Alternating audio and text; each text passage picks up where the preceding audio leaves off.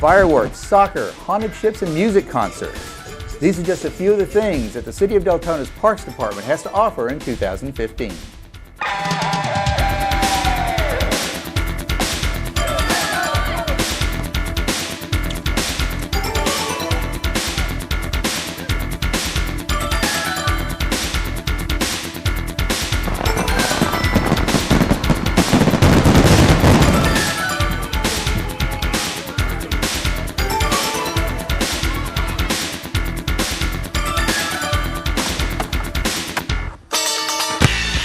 Hello, my name is Lee Lopez. I'm with the City of Deltona, and my guest today is Marlene Brown. She's the Executive Assistant with the City's Parks Departments. If you live in Southwest Volusia County, you're within a short drive to free events that take place in Deltona almost every month. These events occur at City Parks and at City Hall, and they range from Easter egg hunts to July 4th concerts and fireworks, and even include an event designed just for our man's best friend with four legs. The Wags and Whiskers Pet Festival started in 2005 and takes place at the city's Keysville Dog Park on the north side of town. It's a free event, typically occurs in late February or early March on a Saturday, and residents can bring their pets, dogs and cats, to receive free low-cost vaccinations. While they're at the event, pet owners can also pick up a city license for their furry best friends. Sponsors for Wags and Whiskers included Petco and Help Animals Incorporated. And they've also provided free giveaways and treats tailored for canine and feline tastes. So Marlene, Wags and Whiskers, that's been around for a while. Yes, it has been. That's an event that takes place in March, and it's at the Keysville Dog Park, as you mentioned, and they have animal contests. We have the doctor come by to do vaccinations, and vendors are usually there giving away free stuff to the for the animals. Now, if somebody wants to get more information, is there a contact number? How would they? They can call the city's Parks and Recreation Department. The main number is 386-878-8900. Or Mark Manning usually is the person who handles that, and his number is 386-878-8905. Okay, now, besides healthy pets, the city also wants to have healthy residents. Healthy lifestyles, doctor visits. Usually that's something that's kind of hard for people to get to, but the city's found a way to make it easier for people to be healthy. Yes, they have. We actually started with the Ability Fair back in 2008, but that event mainly catered to people with disabilities. So it was limited and not really suitable for the entire community. So in 2012, we decided to do a community expo catering to everybody, and that was that went over so well that we started calling it the Community Health Expo, which caters to everybody from babies all the way up to seniors. So there's something for everybody. Now, what are I've attended the Health Expo, and there are a lot of different vendors. What are some of the different services, some of the different medical facilities that people will see? Well, for kids, we have Florida Kid Care. They're usually there. And then we have we'll have a pediatric doctor. We have the ear, nose, and throat specialist. We have Florida Hospital. We have Halifax Health. We have LAD Imaging. And there are also insurance companies that come out to see if people want to buy health insurance. We also have the funeral homes as well. Social Security will send their up-to-date paperwork. So there's everything from medical to banks to doctors and to people who offer health services, even dancing, swimming, catering to babies. So it's just a well-rounded event that has about 40 to 45 vendors that do so many different things that everybody who attend can find something that's suitable for them. And the Health Expo takes place when and where? It's in June. It's every June, and it takes place in the City Commission at City Hall. And this year we're actually trying to see if we have so many vendors that we're trying to see if maybe we can incorporate the outdoors this year. Okay. Well, speaking of outdoors, because we have healthy pets, we have healthy people, now a healthy environment. In the great outdoors, the city also hosts Arbor Day. Yes, Arbor Day, there's a special day designated for Arbor Day in April of each year. And that's when we give free trees or shrubs to the residents. Yeah. We usually have a speaker. They'll either speak on gardening or water-wise ways, to effectively conserve. Yeah. Or just a topic in general that's suitable for the event. And we have volunteers that come out and we do popcorn and lemonade that we give to people while they're waiting. And then each resident does get a chance to pick just one plant, a tree or a shrub. And this takes place at City Hall? City Hall. In April or April. June? April. Okay. And also, just as a note, the city has been named a Tree City USA for a few years in a row. We've gone 7 years. Okay. Yes. And I would presume a lot of that is tied in with the city's efforts to maintain a clean environment and to promote a green environment as well. Now, with the Great Outdoors, besides giving away trees and learning about the environment, there's another event that takes place in the Great Outdoors. It actually takes place at the city's amphitheater, which is located at the Deltona Library. The concert series is called Music in the Amphitheater. It takes place, like I said, at the amphitheater of the city's library. The music series starts in April, and in the past, the different artists who we've featured have included Then to Now, the group American Pop 60, simulcast with radio personality Scott McKenzie and TV anchor Bob Fryer, saxophonist Davey Stewart, and a local crowd favorite, Caribbean Crew. Now, the concert series starts in April and it goes until October. There's 2 of the concerts that don't take place at the amphitheater. The 4th of July one actually takes place at Dewey, and the October one takes place at Dewey as well, I believe, for Halloween. To find out who the artists are, and I'm presuming that will come up probably in March. People can visit the Parks Department webpage on the city's website. The website is deltonafl.gov. Now, the library also has another city tradition, or hosts another city tradition. This time it's not in the summer. Right. It's in the wintertime. It's at Christmas. It's Santa's North Pole. And this event has historically drawn a couple of thousand people. And they're there with one thing in mind. They want to see Santa Claus. Santa Claus. That's true. That usually takes place the second Saturday in December. And we try to provide vendors that will entertain the kids while they're waiting, because that line can get pretty long. We've had as much as 890 people stand in line to see Santa. So we have arts and craft. We might have a face painter or a balloon artist that will entertain the kids while they wait, because once they get in that room, they're just too excited to do anything else except to wait to see Santa Claus at the end of the trail. They walk through a winter scenery with trees and all kinds of stuff, and then at the very end, Santa Claus is waiting to talk to them. And typically there's a photo opportunity as well, right? Yes, we usually have Walgreens at that event, and they give away one free picture, and you can purchase your pictures very inexpensively, and they're ready as early as the next morning for pickup at any store in Deltona. Just in time for Christmas. Yes. And speaking of Christmas, when it's Santa's North Pole, you know the city's Christmas parade isn't going to be that far off. And in fact, the city's Christmas parade, that started in 2010. The Christmas parade, it's a nighttime parade, so floats, marching bands, performers, they're encouraged to light up the night, I guess you could say. The parade route usually goes north up Deltona Boulevard, starting around Enterprise Road, and it ends around the area of Deltona Plaza.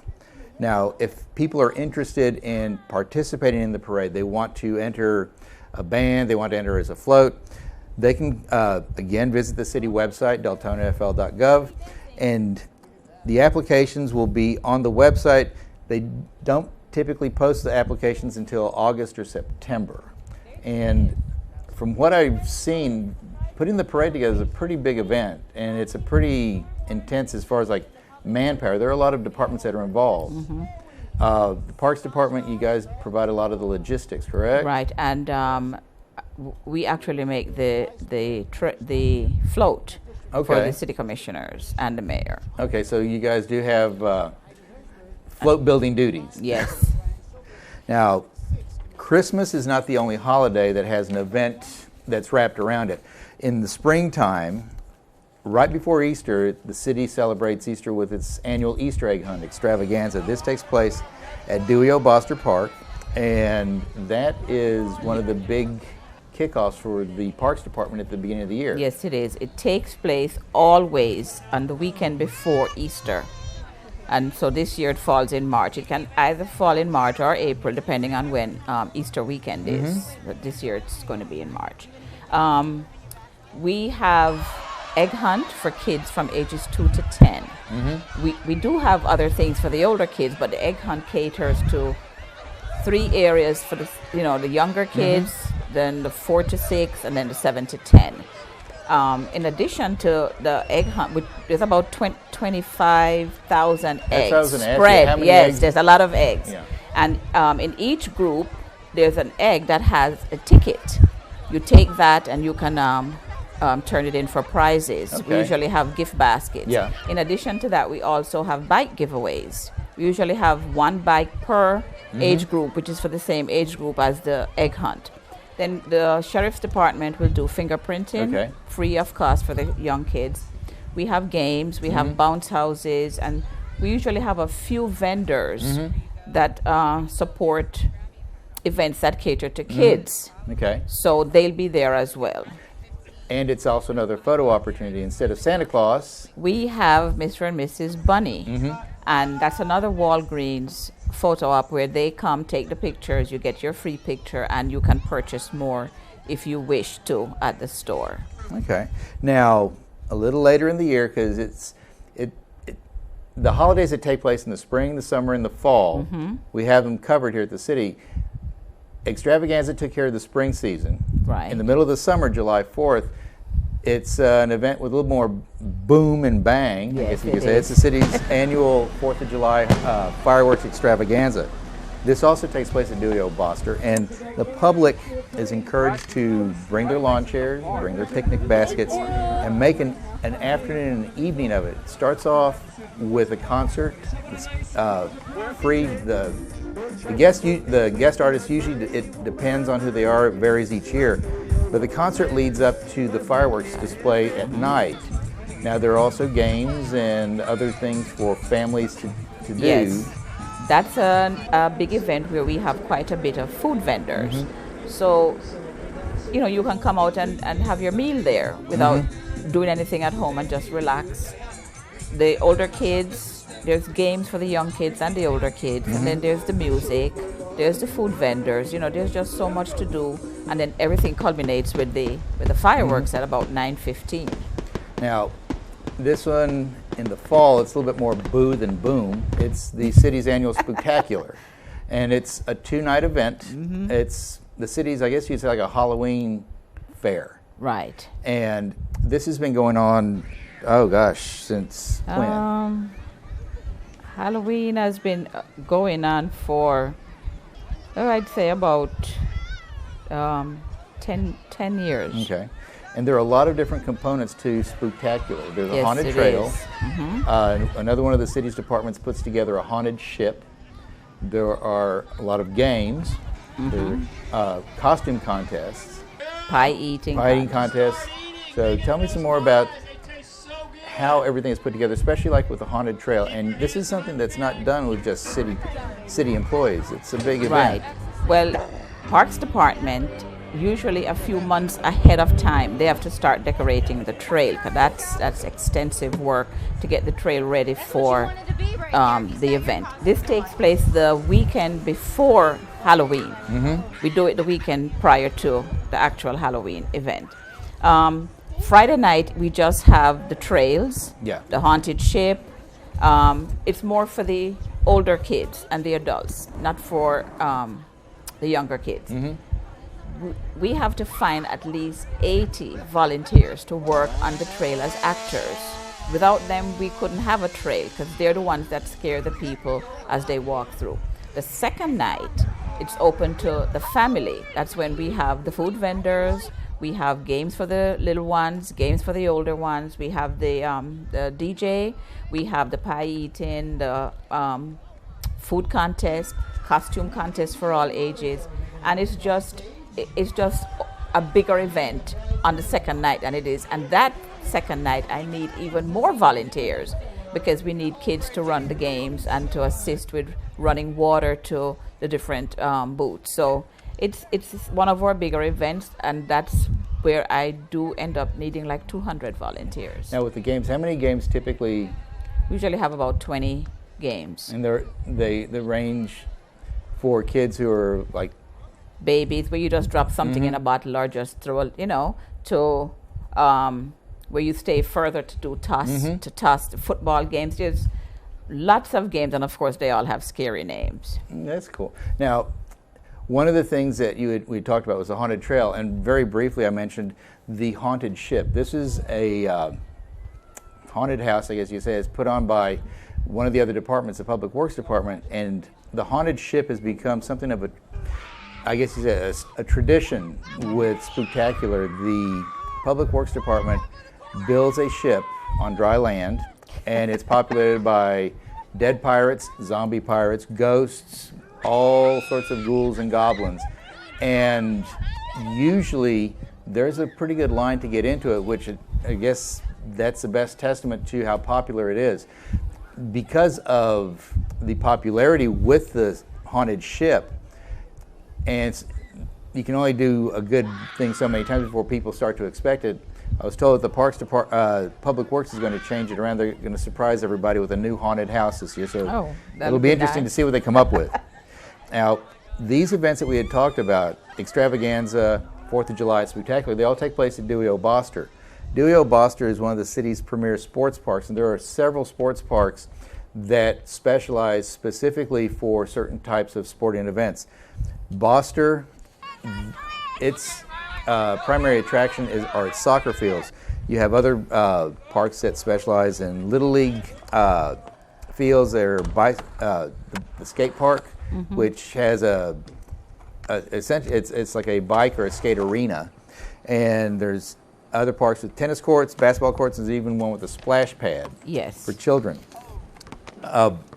Dewey Boster, like we said, that's the city's premier sports park. It has 6 different soccer fields. It has a football field. It has 2 multi-purpose fields, 4 Little League baseball fields, as well as a covered stage. That's where we see a lot of the performances, and 3 rentable pavilions.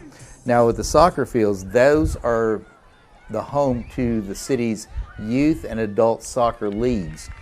There are several of them that they cater to every type of soccer, soccer competition, whether it's recreational or it's a traveling competitive team. To find out about these soccer leagues and to join them, you can visit the city website, deltonafl.gov, go to the Parks Department page, and that's where you'll find the links to these different leagues. The park, Dewey Boster, because of the condition and the quality of the soccer fields themselves, Dewey has been the host to several major league soccer teams for practices and for actual matches. And the professional leagues, or the professional teams, they include teams from overseas, from Britain, the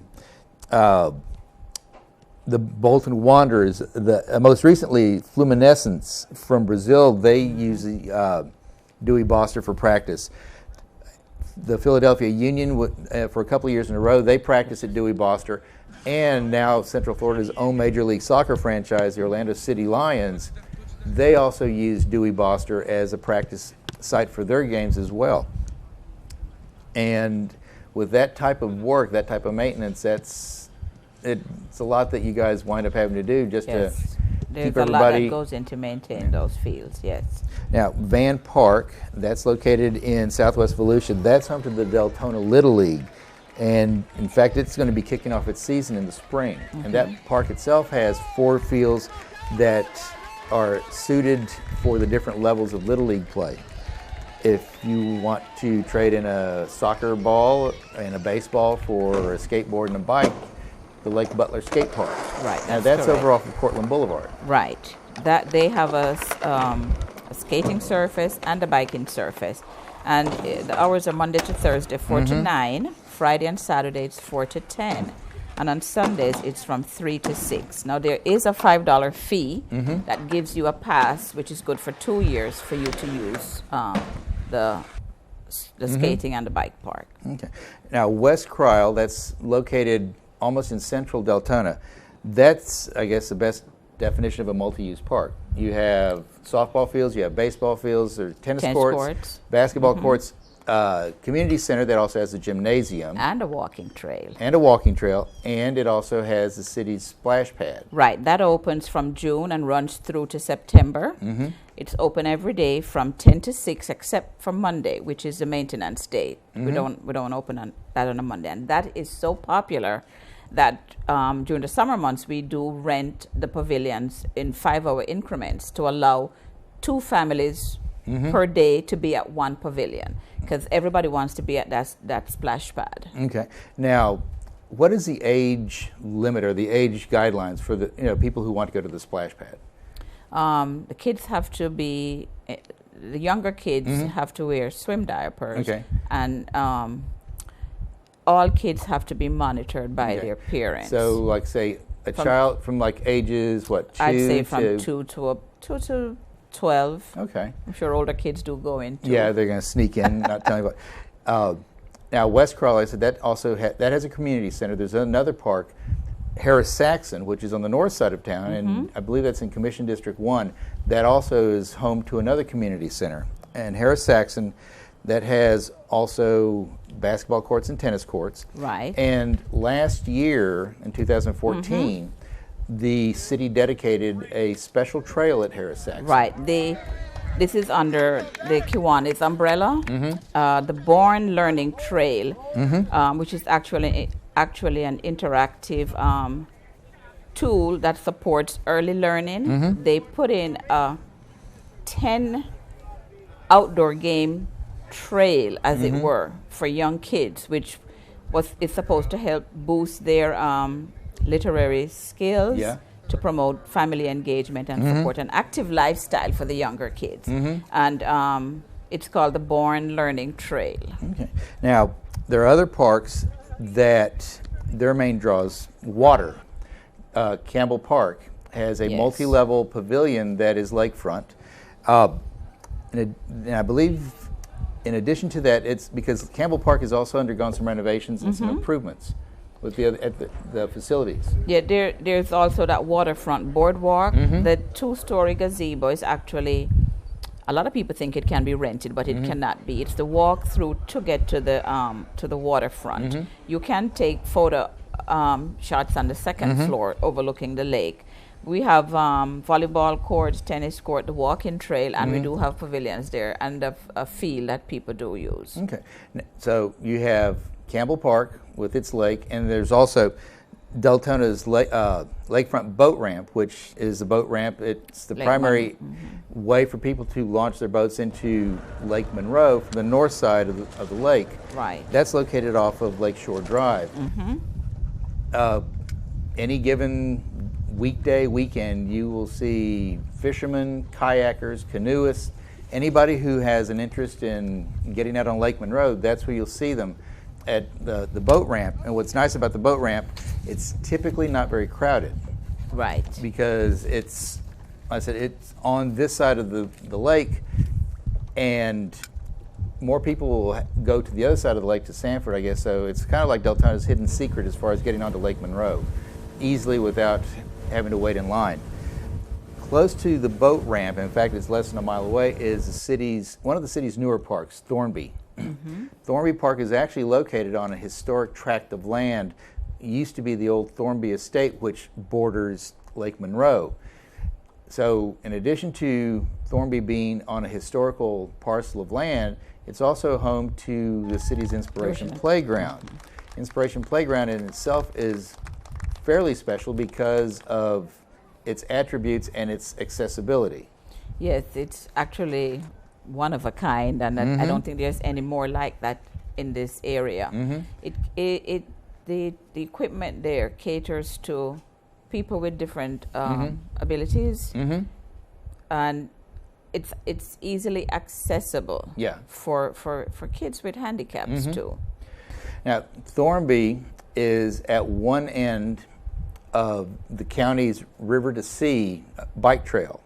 And one of the nice things about Thornby, it's because it's not completely developed. You have the Inspiration Playground, but the other part of it is still kind of wild. It's also a good place for people to go nature watching. I guess it's the best way to phrase it. You hop on your bike at Thornby, you take the bike trail all the way down about 7 miles, I would say, if you have the endurance, to the city's newest park, which is Audubon Park. Audubon Park is, as the name implies, is one of the premier locations for people who are interested in birding, they're interested in nature. The park itself is about 62 acres. There is a mulch trail that's about a mile long, a little bit more than a mile, and it takes you through all the different environments that you'll see in Central Florida, scrublands, marshes, swamps. It is, like I said, one of the premier areas for bird watching. In fact, the local Audubon Society has recorded more than 200 birds as of this last January, since the park was dedicated a year and a half ago. So if you're into birding, if you're into nature, these are just some of the parks that you can visit here in Deltona. But with the parks and everything else that you have, a lot of it can't be done without the help of people who are behind the scenes, volunteers. And that's your area of expertise. Yes, we do have. We are the keepers of the volunteers. We try to get kids from the high school, especially as this counts towards their community service hours that they're required to have before they graduate. We do have students who have graduated, and if they're in the area, they still try to come back to help to volunteer. And we have the adults as well that volunteer. Without the volunteers, many of our programs wouldn't be as successful, because they're the force behind some of what we do. Now, what are some of the different volunteer boards that people can be a part of, they can participate with? Parks has 4 boards. We have the Parks and Recreation Advisory Board that has 7 members. Those members are appointed by the City Commission, and their terms are for 1 year. At the end of the year, in December, they can decide if they would like to stay on. They can let their wishes be known. And then the City Commission would vote on that in December, so they'd be back in position in January. Under that board, we have 3 subcommittees. We have the Citizen Accessibility Advisory Subcommittee, the Youth Advisory Subcommittee, and the Senior Advisory Subcommittee. Okay, and I would presume just by the titles that they all deal with very specific topics. Youth, that is, they deal with stuff oriented for younger teens. Seniors, for Deltona's older population, and citizen accessibility, dealing with issues that essentially people would face if they have, like you said before, there are certain challenges they may have, as far as physical abilities. All of the time and hours that the people put in as far as being volunteers, the city doesn't turn a blind eye to that. I mean, they don't. The city, it gives them their kudos. It gives them, right. In April, there's every April there's a week that's dedicated. It's called National Volunteer Week, and during that week, the city gives back to all the volunteers by honoring them at an appreciation luncheon, where they come and instead of working, they sit and relax and have a good time. They get gifts. They're rewarded with gifts. And we serve them a nice lunch, and we hand out certificates for hours or for boards or for whatever it is that they do. And I think that's what keeps them coming back, because they know that we recognize what they do. Now, if somebody wants to join a board, right? Briefly, what's the process to do that? Usually, if we have a vacancy on a board, I'll notify the city clerk's office, and she'll put the ad out, telling them that it's also on our website, and they can go online to fill out the application and send it in, or they can call us, and we'll send them the application. Now, are there certain guidelines that people have to meet in order to qualify to be a volunteer? Well, for the youth board, just to give you an example, we usually take kids from 13, 14 through to 18. Yeah. Once they graduate high school, and they have to get off. The senior board caters more to the seniors, and then the citizen accessibility caters to the people with the different handicaps. And each board tries to do stuff for the people in that age group.